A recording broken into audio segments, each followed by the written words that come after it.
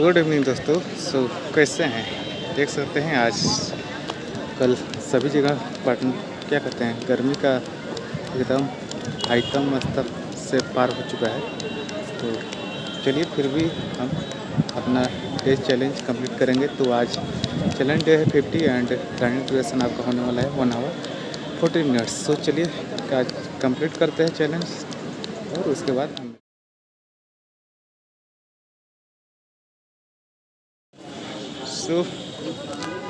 Today running challenge है completed.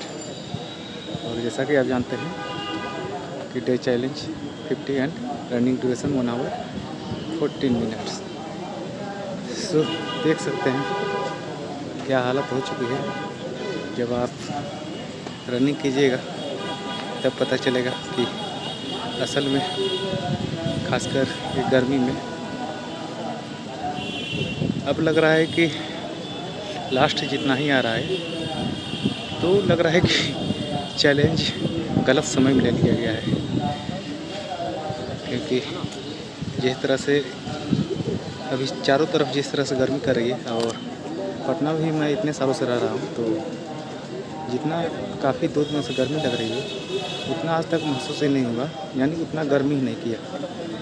तो काफ़ी चिंता का विषय है।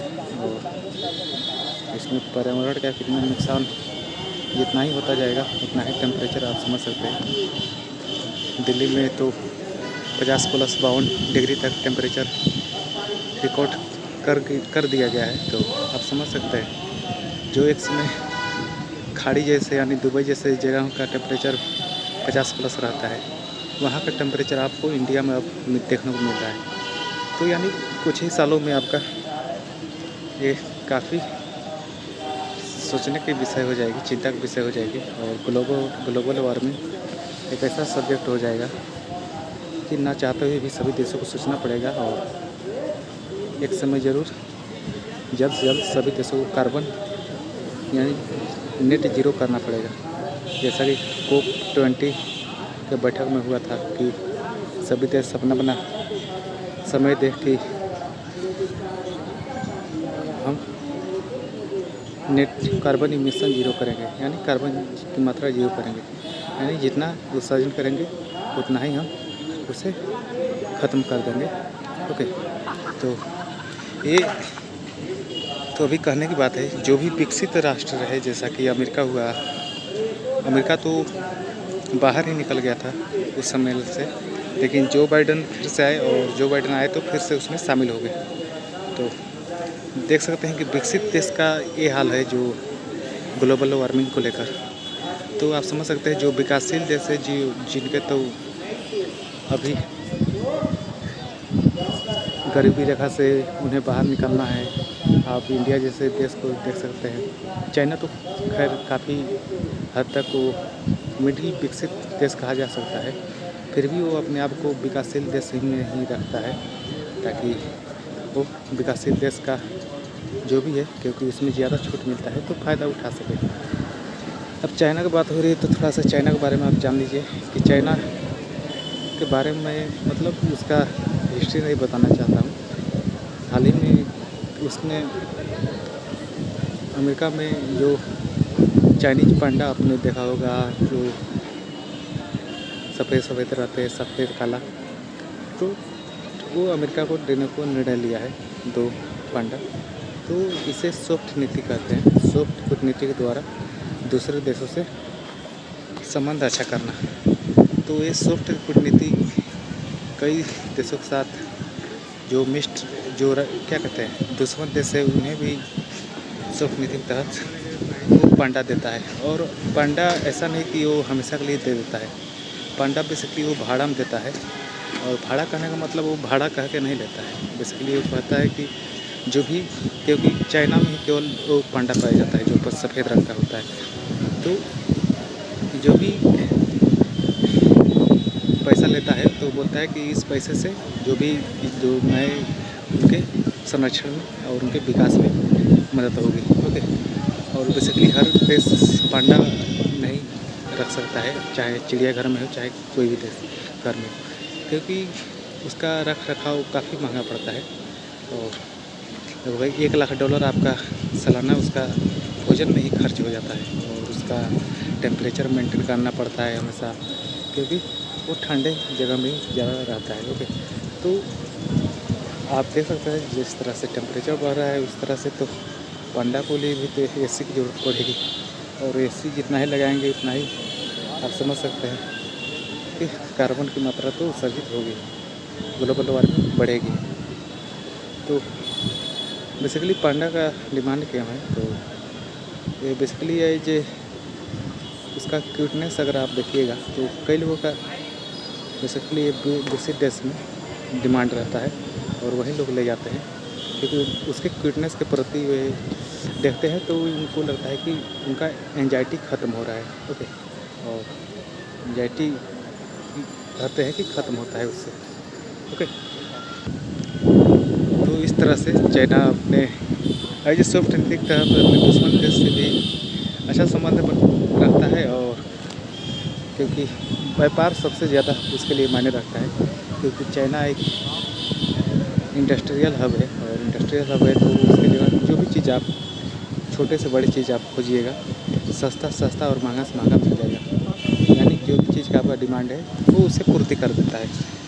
तो उसके लिए बेसिकली मार्केट चाहिए नहीं, और मार्केट के लिए वो जैसा कि आप देख सकते हैं इंडिया का सबसे ज़्यादा उसका साथ है दुश्मन होते हुए भी व्यापार सबसे ज़्यादा इंडिया करता है और घाटे में रहता है। तो वो व्यापार के लिए ऐसा नहीं कि जब मान लीजिए जैसे डोकलाम विवाद हुआ था, तो डोकलाम विवाद में ऐसा नहीं कि उसने बोला कि मैं व्यापार रोक दूँगा, क्योंकि व्यापार रोकेगा तो चाइना को घाटा होगा, क्योंकि उसके लिए मार्केट चाहिए, और इंडिया जैसे बड़े मार्केट से अलावा उसको कहाँ मिल सकता है, क्योंकि जितना इंडिया में उसकी मार्केट है, खपत है, उतना अगर पूरा यूरोप में मिला दिया जाए तो उसका खपत, उसका माल खपत नहीं होगा। ओके, तो इसीलिए व्यापार अपनी जगह रहता है और सीमा विवाद अपनी जगह रहता है। ठीक है, तो इस तरह से हर जगह आपका,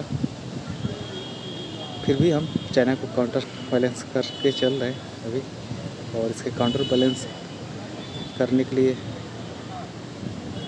पर्ल ऑफ रिंग का गठन इंडिया सरकार के द्वारा किया जाता है, और डायमंड, हाँ यही पर्ल ऑफ रिंग कह सकते हैं। और जैसा कि वो आपका जो उसका प्रोजेक्ट है जो कई दशकों में चला रहा है, जिससे पाकिस्तान चाइना इकोनॉमिक कॉरिडोर निकाला है, तो कहीं न कहीं वो इंडिया को चारों तरफ से घेरने का, इधर आपका श्रीलंका में, इधर नेपाल में आप दे सकते हैं।